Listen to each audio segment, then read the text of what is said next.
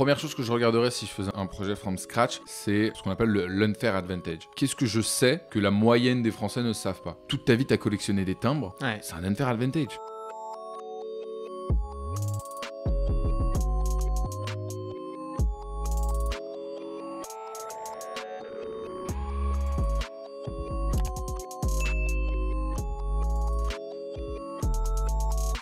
Bonjour à tous et bienvenue pour ce nouvel épisode. Aujourd'hui, je reçois un spécialiste du no-code et l'automatisation et j'ai nommé Pierre. Salut Pierre. Salut Thibaut. Bienvenue sur From Scratch.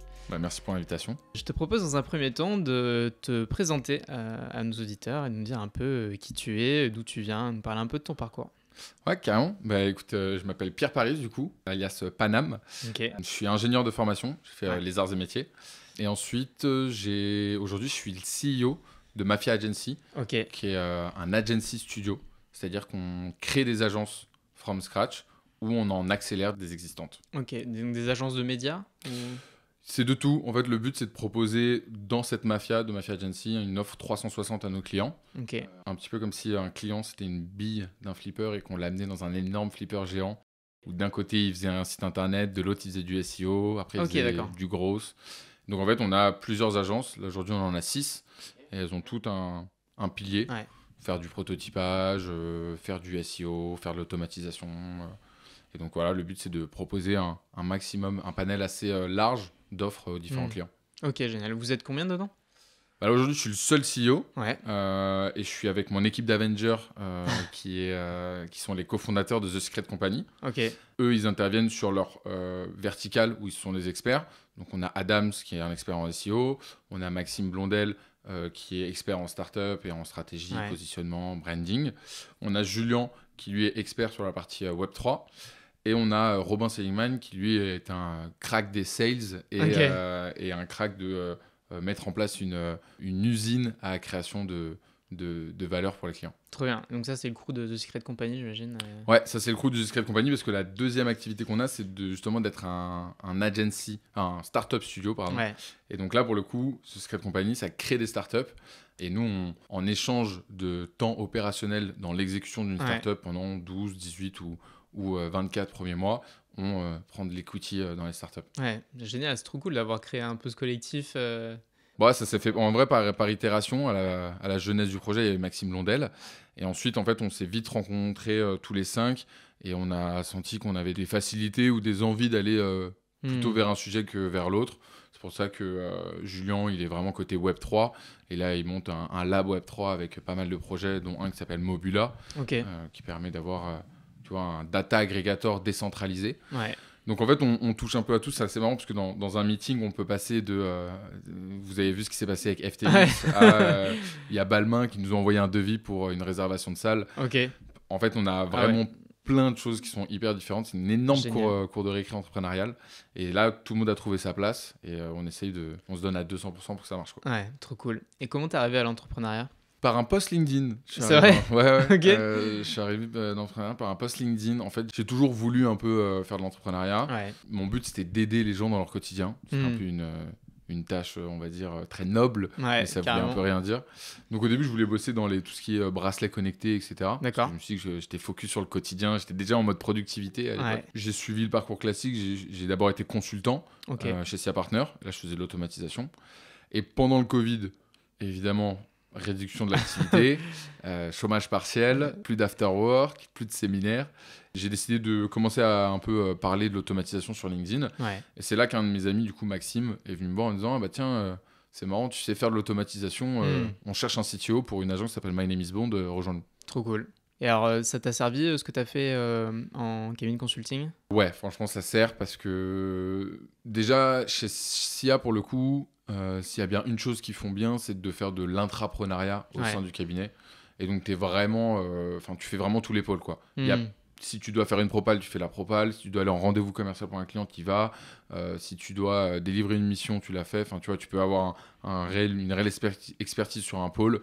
Donc ça, pour le coup, que ce soit gérer des clients, gérer un projet, aller serrer des paluches dans un espace de coworking, ça tu l'apprends vraiment bien chez SIA. Et évidemment, une fois que, surtout moi, ma spécialité aujourd'hui c'est l'automatisation, je sais, parce que j'ai vu pas mal d'entreprises en 2 ans, des entreprises étrangères, des entreprises françaises, je comprends quels sont certains de leurs besoins dans l'opérationnel, surtout en banque, dans le secteur de la comptabilité. Enfin, je vois un peu les actions qu'ils font de manière répétitive et manuelle qu'il faut changer, quoi. Ouais, carrément. Alors c'est marrant que tu es arrivé sur l'automatisation parce que quand on fait du consulting, on se dit pas forcément qu'on va être tasqué sur un truc aussi spécifique. Comment ça se fait que tu es arrivé à ça? Alors ça, c'est les joies du conseil. Les joies du conseil, c'est souvent on survend un peu un consultant. Et là, pour le coup, j'avais été vendu dans une mission en tant qu'expert sur un logiciel, expert certifié sur un logiciel qui s'appelle UiPath. Et donc, mon manager est venu, il m'a dit, il y a une super mission qui commence dans 2 semaines. Il faut que tu passes l'assertif. C'est vrai? Ouais, vraiment. Et donc, j'ai eu 2 semaines pour passer l'assertif. Il y avait 180 heures de cours à faire. Franchement, c'est esprit entrepreneurial. Tu vends un produit, tu l'as pas encore fait, mais t'inquiète, ça va arriver. Mais en fait, génial. Ils m'ont eu parce qu'on était sur un bench avec plein de consultants. On est plein de jeunes qui sont arrivés en même temps. Et moi, j'étais l'un des premiers staffés sur une mission. J'étais tout excité. Genre, tu vois, je sors d'école, je me dis, trop bien, je vais aller chez le client, je vais être le consultant pour le client. Enfin, donc, j'ai juste mangé l'assertif et je l'ai faite. Et ensuite, ça a été en fait un des plus beaux cadeaux que je me suis fait. En fait, dans les moments où on se met un peu dans sa chambre, enfin on se met un peu en mode, j'aime bien dire en mode prépa, et qu'on développe une compétence à fond et qu'on regarde dans aucun cas les conséquences, c'est là où on fait un vrai step et il y a une vraie différence, tu vois. Se mettre à fond dans un sujet, c'est clair que puis c'est cool quand tu maîtrises complètement et que tu deviens expert, c'est une sensation qui est forcément hyper agréable. Génial. Du coup, dans les projets en ce moment, avec l'équipe, vous avez des choses à venir, quelles sont un peu ce qu'il y a dans les bacs on en a plein. Non, on en a plein. On a The Secret Company qui a plusieurs pôles. Et moi, je gère le pôle de Mafia Agency. Dans le pôle de Mafia Agency, en fait, si tu veux, notre objectif, c'est d'accompagner beaucoup d'agences sur la prochaine année. Là, on aimerait bien accompagner une dizaine d'agences. Et en fait, pour ça, alors nous déjà on a des idées dans le pipe qui sont prêtes à être lancées, on connaît le plan d'action pour les faire et on cherche le CEO parfait pour le faire. Donc soit on va créer beaucoup d'agences et en même temps on a pas mal d'agences qui viennent nous voir en nous disant voilà on sait ce que vous valez parce qu'on a vu votre track record, on souhaite augmenter notre CA. Aujourd'hui on fait 20 000 ou 30 000 euros de chiffre d'affaires tous les mois, on souhaite passer à la vitesse supérieure, est-ce qu'on peut travailler ensemble? Donc en fait, on a un studio programme et un acceleration programme. Donc le but, c'est d'en accompagner 2 de plus tous les 3 mois. Donc ensuite, l'équipe de Mafia Agency en tant que telle va grossir. On a déjà aujourd'hui Estelle Garcia qui s'occupe de toute la partie content pour Mafia Agency. Donc voilà, le but ensuite, c'est d'avoir une équipe pour gérer la compta, pour gérer le branding, pour gérer du call emailing. Enfin voilà, le but c'est d'avoir un crew au service des différentes agences pour qu'elles puissent vraiment être boostées. Ok, trop cool. Bah écoute, super, ça fait un bon tour de ton actualité, de ton parcours jusque-là pour voir un peu d'où tu viens. Donc justement, avec toute l'expérience que tu as acquise, si demain tu devais recommencer un projet from scratch, par quoi tu commencerais? Qu'est-ce que tu mettrais en place en premier? Sur quoi tu porterais ton attention? La première chose que je regarderais si je faisais un projet from scratch, c'est ce qu'on appelle l'unfair advantage. C'est-à-dire qu'est-ce que je sais que la moyenne des Français ne savent pas. D'accord. Tu vois, et ça, ça peut être de plusieurs types, l'unfair advantage, pas forcément du savoir, ça peut être aussi une relation. Carrément. L'entrepreneur qui a créé Virtuo, son père était, si je dis pas de bêtises, le directeur Europe, je crois, de Mercedes. Et donc, il avait à sa disposition le parc de voitures de Mercedes. Et c'est comme ça qu'il a commencé Virtuo en disant ok, vos voitures, elles dorment. Laissez-moi les mettre en location et vous allez vous allez pouvoir les utiliser. Tu vois. Enfin, on va pouvoir les utiliser à bon escient. Et donc, ça, tu vois, c'était son unfair advantage. Sacré unfair advantage pour le coup. Pour le coup, celui-là, c'est un archétype. Mais tu vois, il y a des personnes, elles s'en rendent même pas compte, mais je sais pas, toute ta vie, tu as collectionné des timbres, c'est un unfair advantage. Tu vois, si tu lances une newsletter sur quels sont les timbres les plus incroyables du monde, derrière ta newsletter, tu peux la rémunérer. Enfin, tu vois, et en fait, La première étape, c'est je trouverai mon unfair advantage. Et ensuite, la deuxième chose, c'est que je trouverai un domaine dans lequel ça me dérange pas de travailler quand je n'en ai pas envie. Ok. Parce qu'en fait, il y a beaucoup de personnes qui disent le plus dur, c'est de commencer. Ouais. Ok, mais en réalité, le plus dur, c'est de continuer. Ouais, c'est clair, de Parce tenir que dans la durée. Ouais, la lubie du dimanche soir, la lubie du début janvier, celle-là, on l'a tous, tu vois, Ouais. genre, ah ouais, mais cette année, c'est bon, je vais Ouais. devenir Elon Musk et tout. Ouais, pas du tout. Non, pas Là, du tu vois, c'est dans ces moments-là, là, en novembre, quand il fait nuit à Ouais. 18h, est-ce que tu arrives à avoir le petit coup d'énergie en fin de journée qui fait que, tu vois, tu vas peut-être closer ce client ou découvrir cette nouvelle technique pour ta boîte, tu vois. Ouais, carrément. Ou tu vas Donc tourner vraiment, un épisode. Ou tu vas pour un tourner un podcast. podcast, tu vois. Non, pour le coup, c'est vraiment de... Ouais, il y a plein de gens qui me disent « Ah, mais tu travailles trop, tu travailles parfois le week-end et tout. » Non, mais enfin, c'est un kiff pour moi, pour Ouais, le coup, c'est tu ça. vois. Exactement. Bah, c'est ce qui est intéressant avec l'entrepreneuriat. Alors, je dis pas qu'avec les jobs plus conventionnels, c'est pas possible de le faire, mais c'est vrai que l'entrepreneuriat te permet d'avoir un certain degré de liberté que tu ne peux pas forcément avoir ailleurs. Ouais. Et souvent, tu travailles pour toi. Et si c'est un domaine que tu kiffes, bah, c'est double bénéf, quoi. Donc, c'est vrai que c'est trop cool. Ouais, clairement. Ok, génial.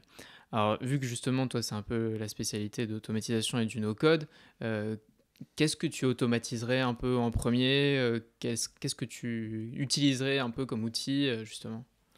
Sur l'automatisation, j'automatiserai rien du Ok, tout. Ouais. Ça, c'est une barrière et que les gens ont un peu du mal à comprendre sur tout ce qui est RPA, automatisation, l'utilisation de Zapier, Make, etc.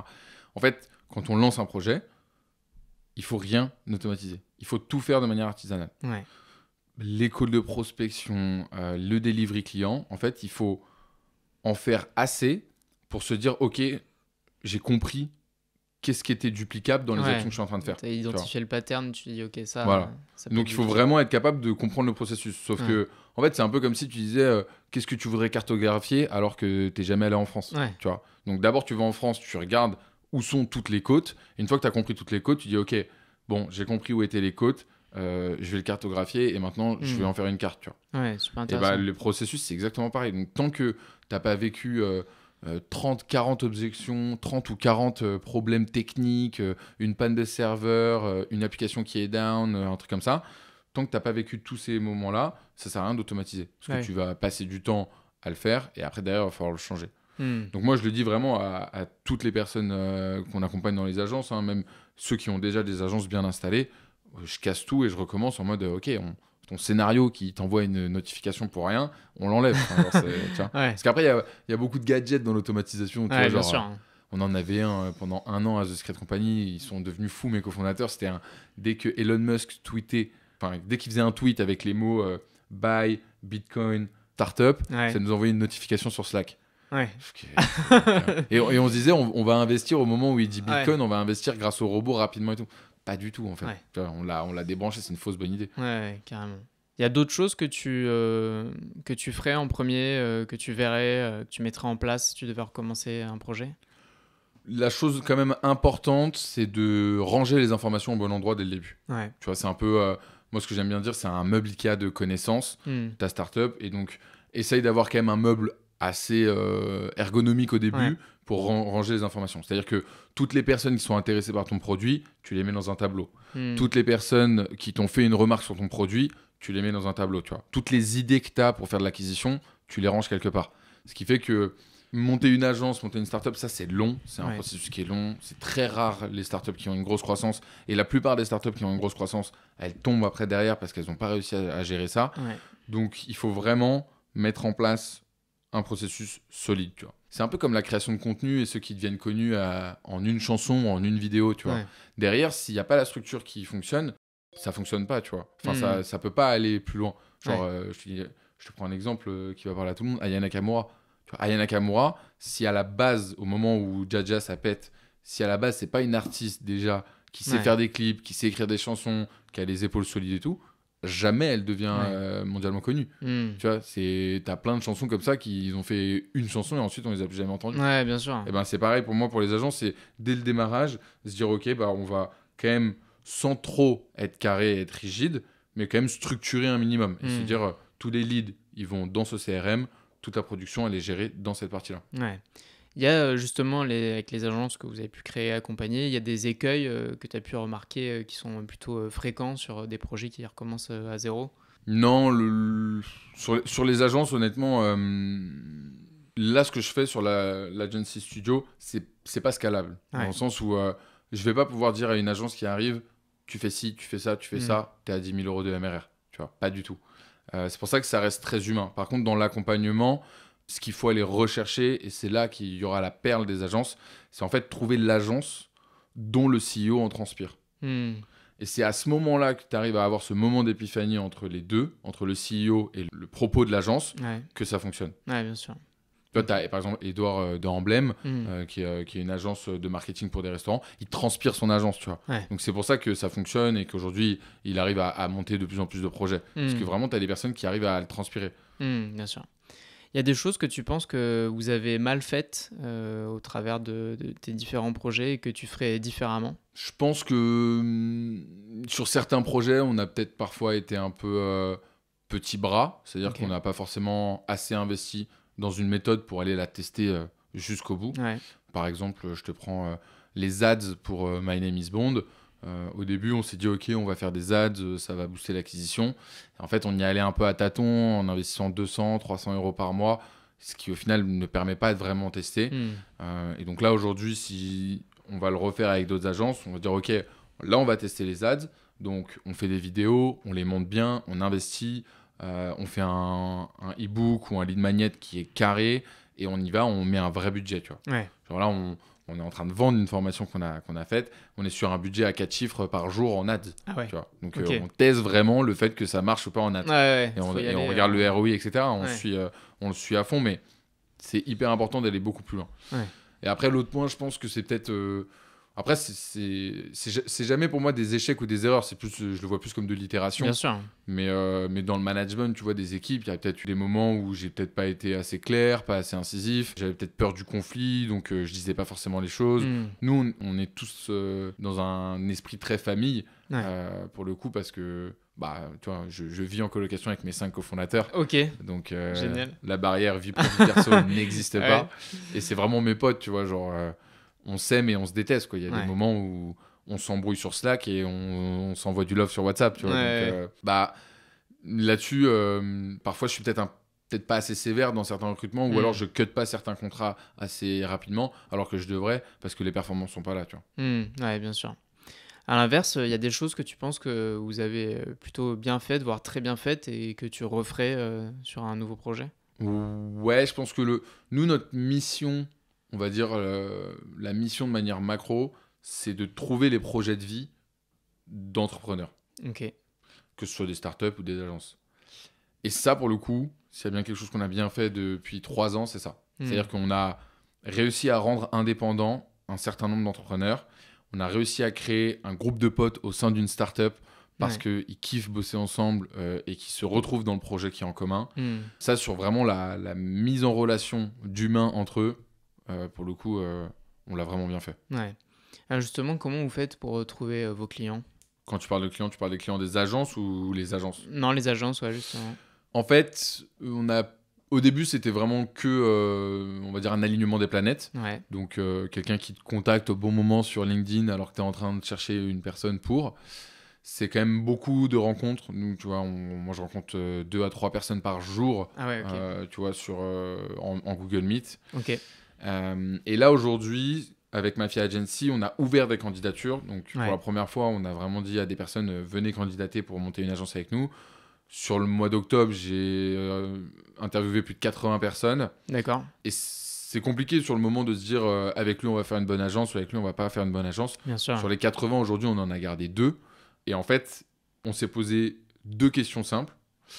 La première, c'était une question pour lui, c'était de savoir, est-ce que tu sauterais d'un avion avec un parachute avec nous? Ok. C'était une question qu'on a toujours posée aux entrepreneurs qu'on accompagne. Parce qu'on a commencé l'aventure avec une semaine de saut en parachute, donc on a tous le permis de parachute.